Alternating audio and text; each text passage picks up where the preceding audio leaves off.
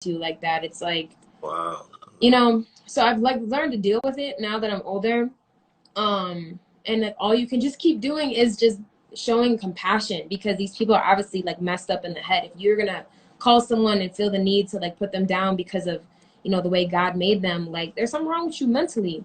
So you just have to show them compassion as best you can. Try your best not to, you know, feed into their energy. Do I feel safe in Rochester? Yeah, I mean, I feel safe because like I know I got my people there. Like I have my community there. So I feel like I feel okay. Have I had bad encounters with police officers in Rochester? Of course I have. Have I gotten pepper sprayed by police? Of course I have. I mean, I've had really bad interactions with police, and even like it was right before I left home. My mom and I were driving, and this cop, he was parked this way. My mom and I were driving this way. He did a U-turn and followed us for like 10 miles. And my mom was like, I don't know why he's following us. We turned, and like she was driving the speed limit. She wasn't swerving. She was using her blinker, nothing. He finally pulled us over like 10 miles later, and he goes, oh, what are you doing driving a car like this?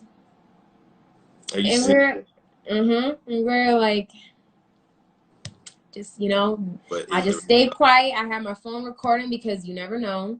exactly. And you know, it's real. It still happens to us. Do I feel safe in my community? Yeah, I love Rochester. I never felt unsafe in Rochester. But do I feel tension when there are police around? Hell yeah. Do I feel like I'm being protected? Not particularly, but I get it. So Yeah. you tested it. You said, "Of course, I've been pepper sprayed." Tell me Yeah, about yeah. the situation. What? How did you end up getting pepper sprayed? What was going? I swear to God, I wasn't doing nothing but leaving the club, because Tiger Ty, he might remember this. He just tuned in. But they used to like pepper spray us because at the let out, there would just be too many black people just hanging out, and nothing ever really happened. Like, not on? what I remember. But yeah, they would just pepper spray us, and they'd like, keep moving, like, get your asses out of here, like screaming at us. Yeah, I don't know. I was just trying to have fun, and they were God, trying to. funny you mentioned that because I thought when you first mentioned it, I thought you was going to tell me you were at a rally and they just Nah, came they would just up mess or with us. Look, he said facts. They would literally just mess with us. They would see a big group of black exactly. people, and they would just start going in. I'm like, ah! It's only funny because I'm sitting there like, dag. Now that you mention it, I have been pepper sprayed at a let out before. Well, so shout out What to the Gab. hell is that? That's like animals. They treat See, us like animals, like dead ass. Who does that? Who does exactly, that? That's so exactly. weird. And it's funny you talk to like some of your white counterparts about coming out of the clubs. Like, have y'all been pepper sprayed coming out of the clubs? Like, oh, I have. Have y'all? And it's crazy to say that's like a common thing that could happen. It's But crazy because like in Rochester, when there were actual like places to go and stuff, there was a club across the street, across East Ave, that was like mostly white people go to, and then there was one over here like off East Ave, like down the cut a little bit, and that was like, it was real fun. I think it was called Heat at the time, or I forget what it was called, but they would be pepper spraying us over here, and then everybody would just be chilling over there. I was like, what is going on?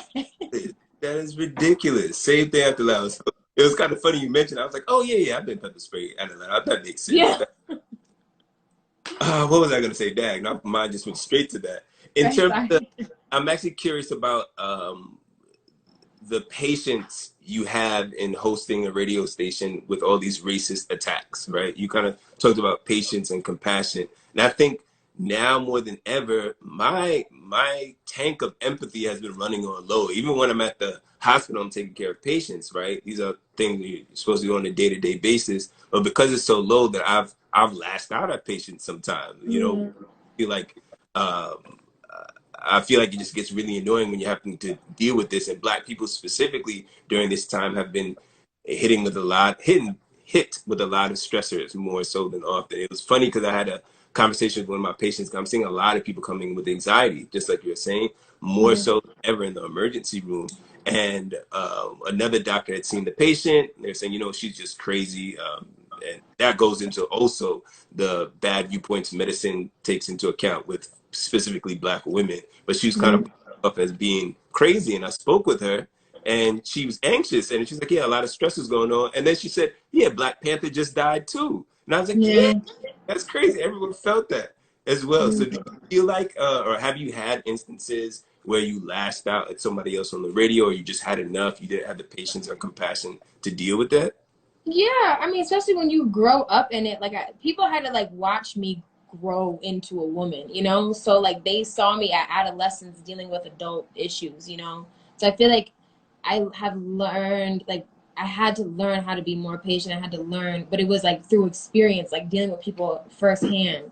But now I don't know, like I think recently, like I don't even get angry anymore. I just like be breaking down crying. Like I just be so frustrated, like because I don't want to attack someone because I don't want to fall into that idea. Hmm. But I get so frustrated, and you know, at least like when people call in, I can just hang up. Like if someone's gonna call the station to call me the N word, I'm just gonna hang up the phone, and just walk away and just take a breath and then go back into work. But yeah, I don't feel like I've taken my aggression out on anyone in this process. Yes, there's still the rest of the year. We'll see. Funny, I swear, it has no bottom so far. Every day is Right. another thing. I swear, I swear. Just hopefully all this stuff in November will blow over, but I think it'll just keep on going until a tipping point. Yeah, I don't know. And I as a don't know. radio station, how much in terms of the programs you make, do you get involved in kind of local politics or even national politics? Do you have politicians come on and speak? You already said you have the town hall. What Yeah. conversations you guys take locally with that?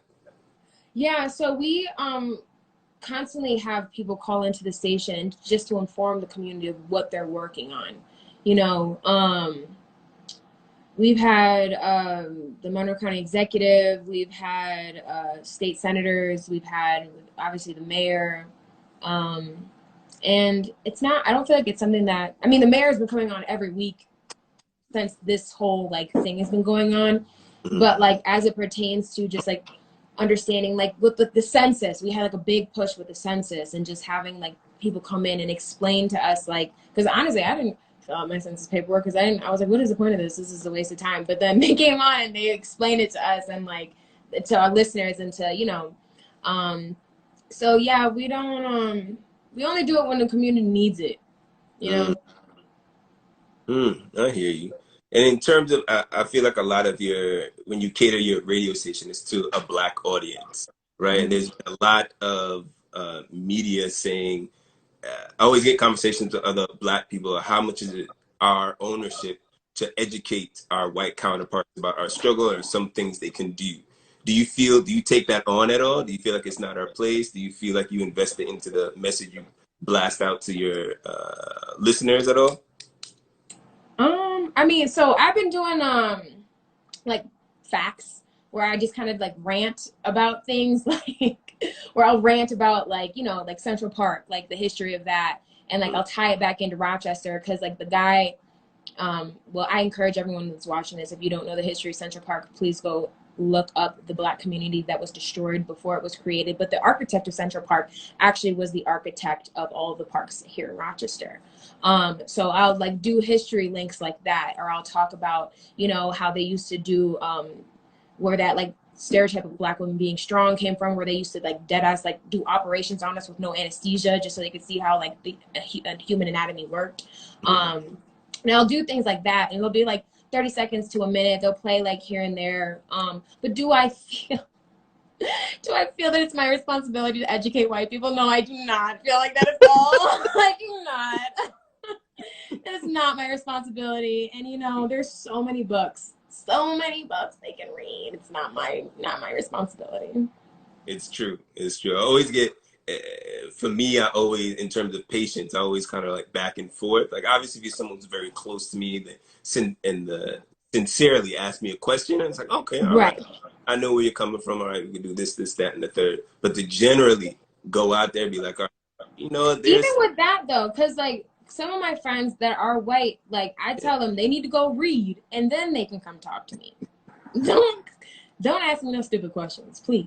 Like don't do get a it. good base first, a baseline knowledge, then they can discuss with you.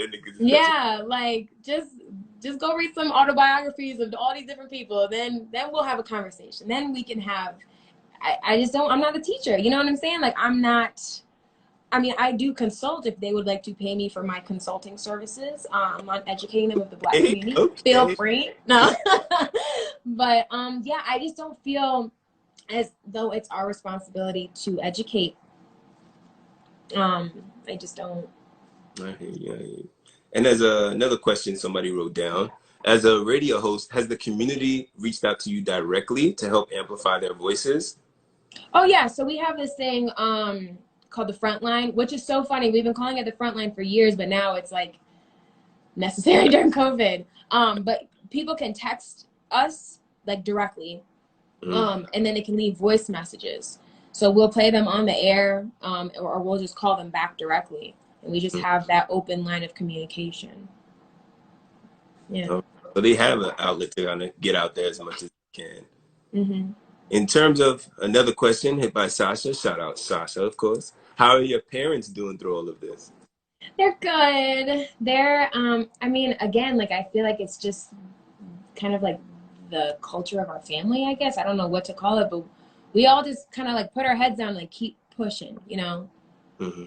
We just work. And so, you know, I guess we're just going to keep working till we die. Like, but yeah, they're doing good. They're staying healthy. And, you know, they try to be socially distant as possible.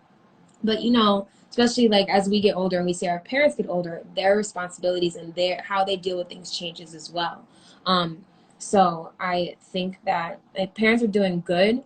But I think what I'm working on is giving them the space to be good instead of being like, what are you doing? Where are you going? Like, I feel like I turned into the parent because I'm just so nervous, you know? I'm so nervous for them. But yeah, they got it.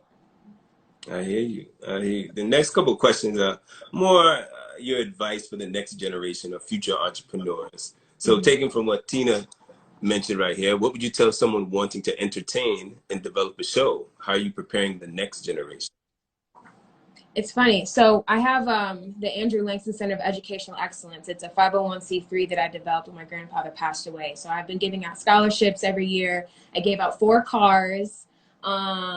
And I've just been encouraging kids to like just go to school. And if you want to come to the station, we call it like DKX University. We'll teach you everything that we know. You know, if this is the route you want to take, we'll teach you.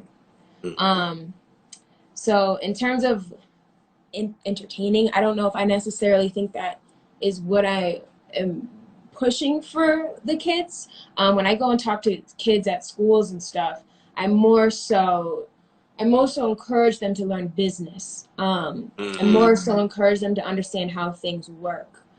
I think often, and it's kind of like hard when I'm an actress, but I feel like there's only certain career paths that have been sold to us, which mostly are in entertainment. But I stress so heavily to the kids that I talk to from like 6 years old to the seniors that I go talk to, that you have to understand how shit works. You have to understand how these systems work.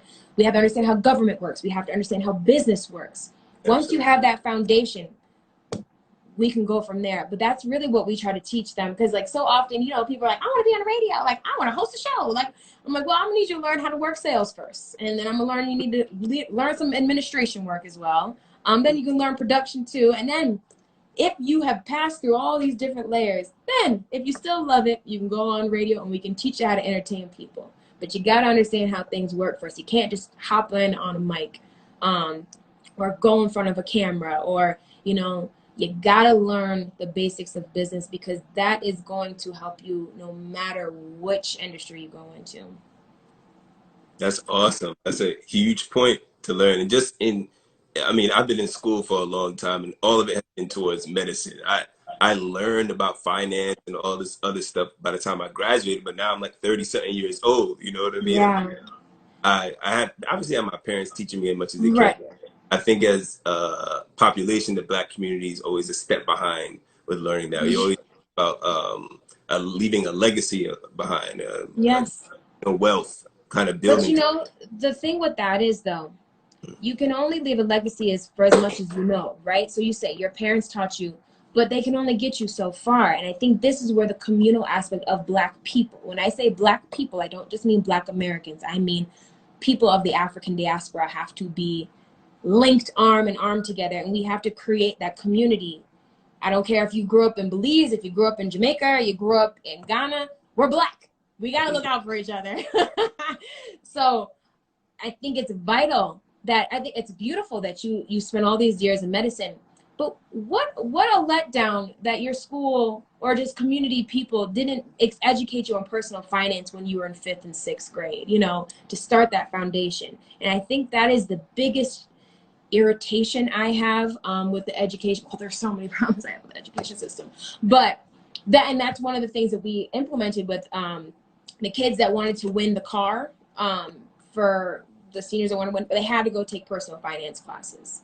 They had to go take driver's ed classes. They had to go do community, go do a few hours of community service. Because yeah, it sucks that we're learning, like so many of my friends are just now learning about stocks and bonds and 401ks and Roth IRAs versus, you know, it's an injustice that they've done to Black kids that they didn't teach us this, because our white counterparts, their parents were teaching them this at home because they know how this works. But there is a divide within our generations. You have a lot of grandparents raising kids, or you have a lot of parents that don't understand how this works, and then you don't learn it until you're older. And we're so damn smart. Oh my God, like what we're learning now and what we start teaching our kids when they're of the age to comprehend, like how to write a check, how to balance a checkbook. My parents were teaching me that at 8, 9, 10 years old. That's when everybody should be starting. But I think it's going to be up to our generation now that we're really taking a hold of this and understanding the importance of it, that the next generation is just going to be better than us. It's going to be beautiful. Just got to invest in the younger people to bring us. Yes, ma'am. I appreciate your time on the Stoop so much. Thank you so much for being here. I really enjoyed it. Thanks for having me. Is there anything or any parting words, advice you want to leave to the people on the Stoop while you're here with us? Well, one, go to WDKX.com. That's WDKX, Frederick Douglass, Martin Luther King Jr., Malcolm X.com. Please do. And check out the station. Check out, I put that whole site together. Let me know what you think of it. And yeah, listen to us online. If there's any parting words, I would say keep your head up, make space for yourself, and breathe. We're going to get through this eventually. Slowly but surely. Thank you so much. You know, the Stoop. Stay safe out there. Definitely check out that website, everybody. And we'll see you next time around, all right? Thank you, everyone. It was a pleasure. Take care. Take care. Bye.